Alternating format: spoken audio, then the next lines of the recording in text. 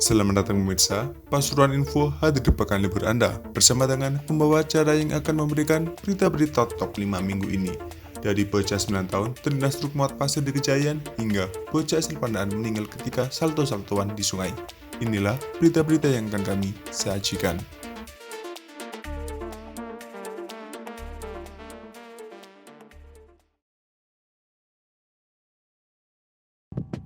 Wali Kota Pasuruan, Saiful Yusuf membuka pelatihan usaha homestay atau pondok wisata tahun 2023 Senin 22 Mei. Kegiatan yang digelar Dinas Pemuda, Olahraga, dan Pariwisata atau Disporapar itu diikuti 40 peserta dari pengusaha homestay serta pemilik kos yang berlangsung mulai 22 Mei hingga 24 Mei mendatang. Dalam pelatihan itu, Disporapar menyampaikan sosialisasi, gambaran, dan konsep kepada para peserta dalam rangka menggeliatkan ekonomi di sektor wisata bagi pengunjung yang menginap atau stay dan menikmati situasi kota Pasuruan. Forum ini sebagai wadah untuk bersama-sama melakukan hal yang terbaik dan bersinergi antara kebijakan pemerintah dengan para pelaku usaha, pengelola homestay, dan pondok wisata sebagai jujukan wisata yang aman, nyaman, dan masyarakat menjadi lebih percaya. Gusipul mengatakan, pengusaha homestay harus memberikan layanan bagi yang membutuhkan layanan akomodasi dengan tampilan kekinian, yakni toiletnya harus bersih, higienis, dan didesain dengan nyaman, agar dikenang oleh pelanggan. Pengusaha homestay juga harus menguatkan warna kota Pasuruan dengan produk lokal, baik mebel dan logam, hal ini yang membedakan dengan homestay dari kota yang lain. Ia mengajak pengusaha homestay untuk hidup bersih, baik bersih dalam maupun di luar, bersih lingkungan maupun bersih pemiliknya. Ia juga meminta pada pengusaha homestay untuk membantu menyukseskan MTQ Jatim ke-30 di Kota Pasuruan dari tanggal 29 September hingga 8 Oktober 2023. Agenda tersebut juga dihadiri Sekretaris Disporapar, Camat, dan Lurah.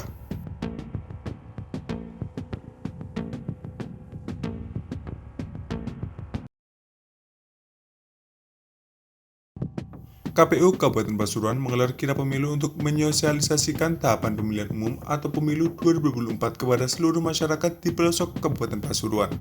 Rencananya, selama 7 hari dilangsungkannya kirap pemilu mulai Selasa 23 Mei pagi sampai Senin 29 Mei. Total ada 21 dari 24 kecamatan yang dilewati oleh mobil kirap pemilu.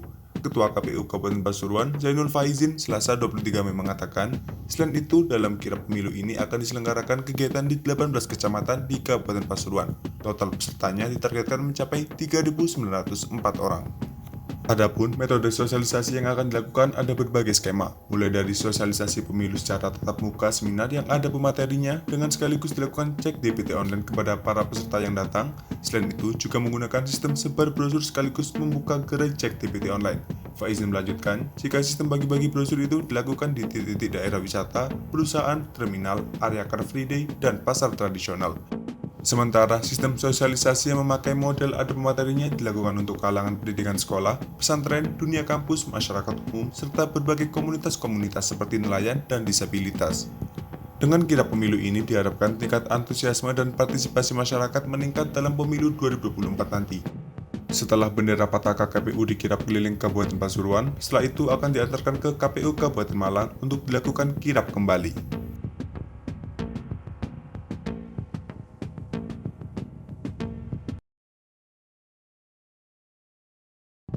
Naas menimpa AF, bocah berusia 9 tahun itu, Rabu 24 Mei meninggal usai jadi korban kecelakaan maut di Desa Klinter, Kecamatan Kejayaan, Kabupaten Pasuruan. Informasi yang dihimpun, insiden tersebut berlangsung sekitar pukul 5 pagi. AF pagi itu baru saja nyuci baju di sumur bor di Desa Klinter.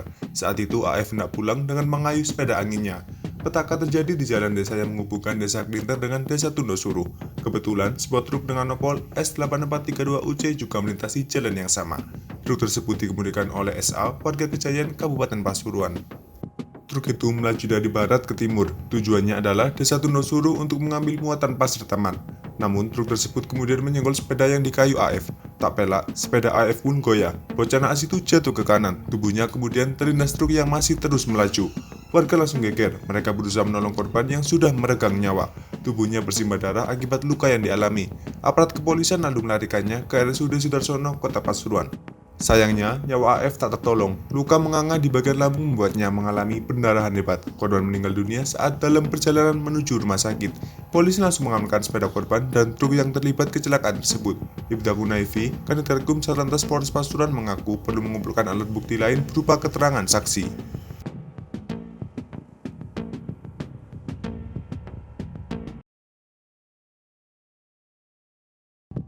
Gara-gara rem truk blong, truk muat tepung hilang kendali, lalu memicu tabrakan beruntun di Jalan Ahmad Yani, Kelurahan Petungsari, Kecamatan Pandaan, Kamis siang 25 Mei. Kecelakaan yang terjadi sekitar pukul 2 siang itu sempat membuat arus lalu lintas di kawasan setempat macet panjang. Muatan tepung terigu truk juga tercecer di jalanan usai truk terguling.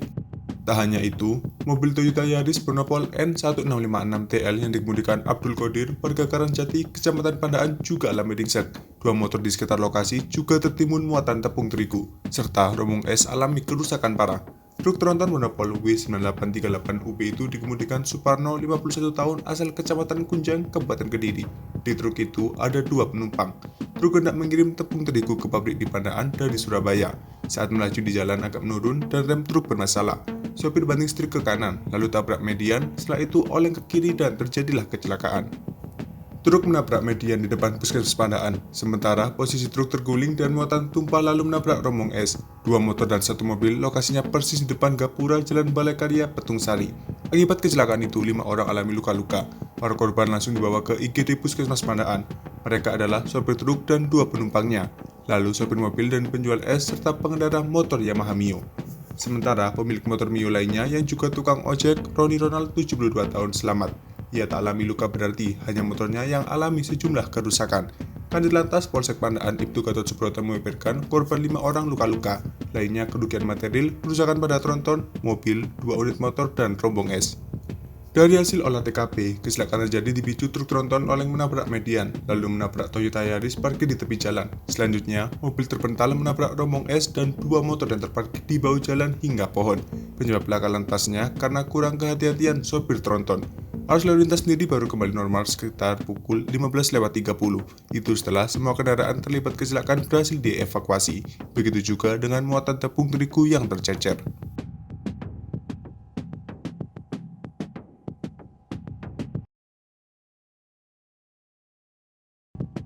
Bocah usia 8 tahun meninggal dunia setelah aksi loncat sungai gaya berputar Jumat 26 Mei.